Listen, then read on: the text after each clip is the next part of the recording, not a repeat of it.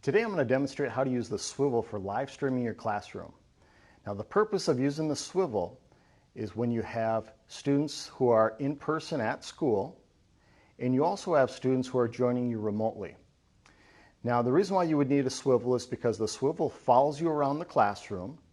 It has a wireless mic so that no matter where you go in the classroom, that audio will stay with you as the teacher. So let's talk a little bit about how we set this up.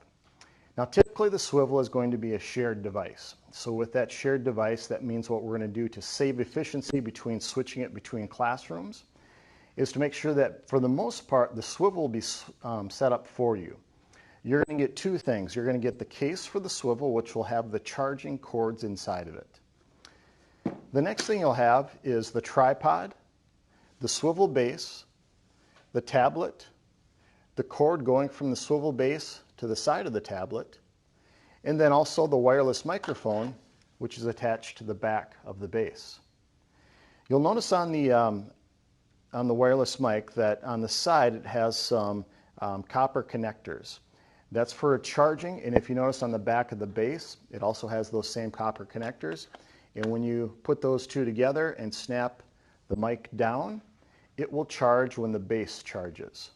Now, when you're live streaming your class, you're basically doing just like you would do when you're setting up a Google Meet with students remotely. You're still going to be using your desktop computer, but the advantage of this is that now you're going to have the Swivl that's going to follow you as you move around the room to either go up to a whiteboard or go over to your projector. So the first step in setting all of this up is that you're going to go to your, well, typically you'll go to your Google Classroom because it already has your Google Meet link there. Otherwise, you can simply go to your Google Meet page and you're going to enter a meeting code. So the first step in all of this has nothing to do with the Swivl. You're just going to set up your Google Meet meeting on your laptop. So in most cases, teachers are going to use their Google Classroom page just to click on the class link for their Google Meet that you can set up automatically with Google Classroom. One thing I want you to notice closely is at the end of that Google Meet link, that is your meeting code.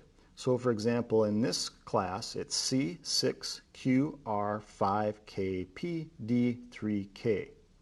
That's going to be important when it's time for us to move over to the Swivl. For most students, all they're going to do is go to their Google Classroom page and click on it. Now the other option you have is just to go to a Google Meet page and click Join or Start Meeting. So you as the teacher could just enter a meeting code. So you could use your 4-digit phone extension and then maybe just your last name. In this case though, I'm going to use the Google Meet link from my Google Classroom page. Alright, so I'm going to click on this just like I normally would. And again, I'm initiating the meeting from my laptop computer. Now you'll notice this activates the camera on your laptop. You're not going to be using the camera on your laptop, so you're going to turn the camera off. You're also going to make sure that the microphone is off on your laptop. And then you're going to join the meeting. Again, notice that that code that I pointed out that was at the end of the link is now listed on top here. So I have that meeting code written down on a notepad. I'm going to walk over here to our Swivl where we're actually going to get this set up now. And again, the Swivl can be set up anywhere in your classroom. Generally, it's going to be best if you have it towards the front of the classroom, close to your projector and your whiteboards that you would be using while you're teaching.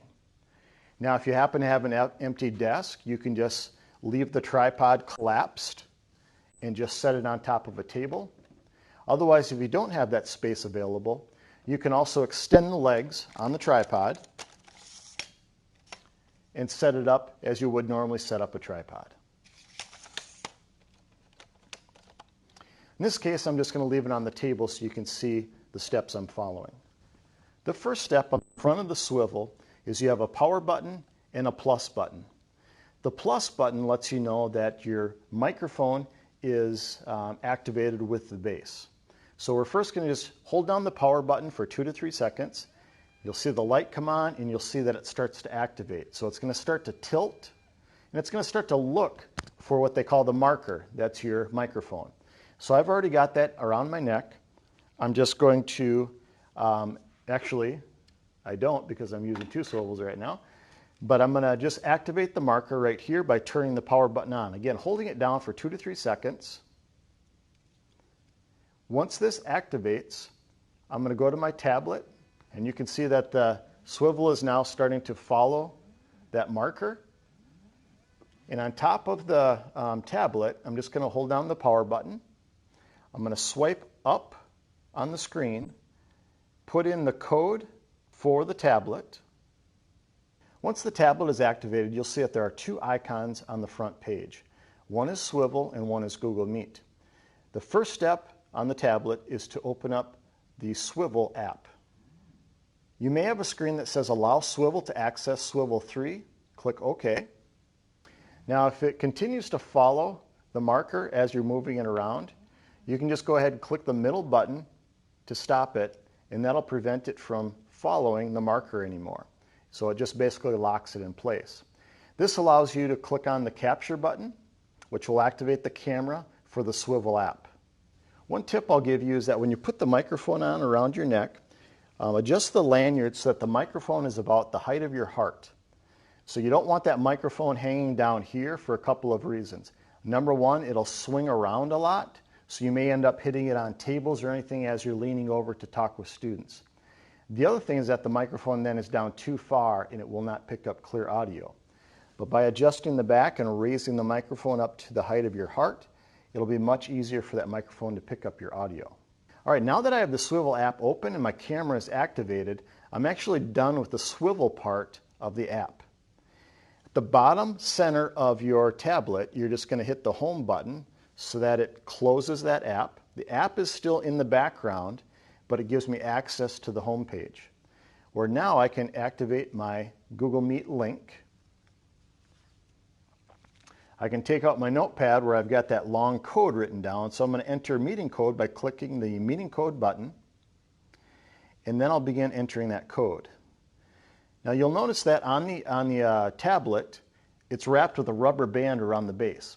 That's very important to leave that rubber band on, because that rubber band is actually going to hold it down inside the slot of the base.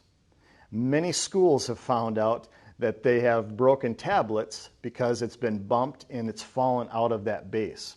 So that slot, for whatever reason, that design isn't real secure. So we have some rubber bands that kind of lock it down.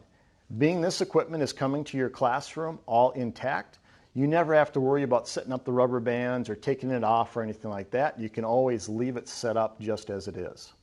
I'm going to enter my meeting code and click Join Meeting. Once I click Join Meeting, you'll see that the camera is now activated in the Google Meet. Once I enter the meeting code and join the meeting, you'll see that the camera on this Swivl is activated in our Google Meet. This is just like your laptop camera being removed and being placed in your classroom where somebody's going to follow you around the classroom. Now again, this is not recording, so you're going to use your Google Meet recording button on your laptop when you're ready to start recording your class. I'm going to hit the middle button. So now you can see when I walk around the room, the Swivl will follow me when I go up to the whiteboard. I can move over to this whiteboard, it's going to follow me here.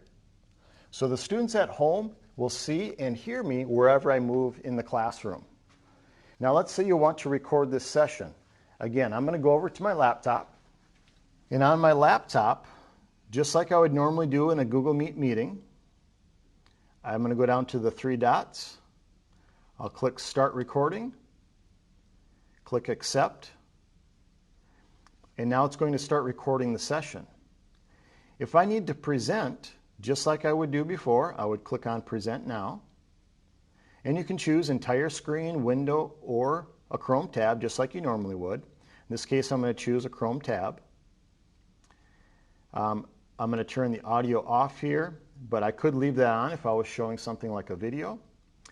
And then I'm just going to move over to my presentation. Click Share. And now what will happen is that your students at home will see the image that you're projecting in your class. So if you're doing a presentation, if you would like to be able to see yourself on the camera to make sure that the camera is showing what you want, by default it's going to be showing the presentation, kind of like what your students would see at home. So you're going to click on the screen, and then you can pin what you want to view. So if you want yourself to be on the camera view here, again, all it does is it changes it for the tablet so that you can see that it's pointing at you and that you're centered on the tablet the way you would like, then that's great. If you would like to have it switch so that it's showing that, presentation as well, that would be just fine as well. This is not, remember, changing the view for your students at home. Your students at home have control of that view. By default, it'll show the presentation and it'll show the person talking, in this case, which is you.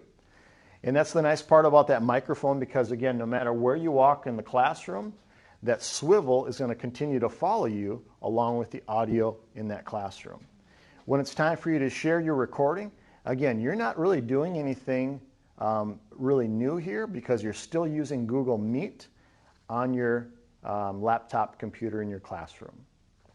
So when it's time to close that session, all I'll need to do is just go back into my Google Meet so I can close out of this sharing my screen, go back to my Google Meet session, go to the three dots, say stop recording. Now that I've stopped recording, when it's time for you to be done with the Swivl, you're probably bringing it back either to the Media Center for the next person to check out, or maybe you have a schedule in your school where you're actually delivering it to the next classroom. Whatever the case is, to finish up with the Swivl, you're going to turn the power button off on your microphone just by holding the power button for 2 to 3 seconds. When the lights go off on that microphone, you're going to take it off.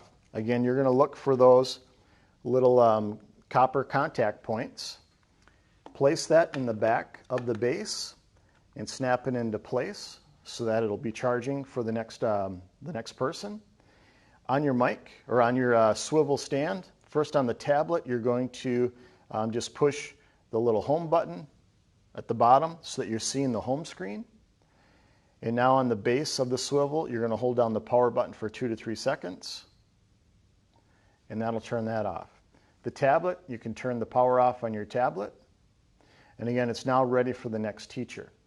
Now, if you pretty much were recording and using that Swivl for the whole class period, it may need to be charged. So inside your Swivl case here, you have 2 chargers. One is for the Swivl base, and one is for your tablet.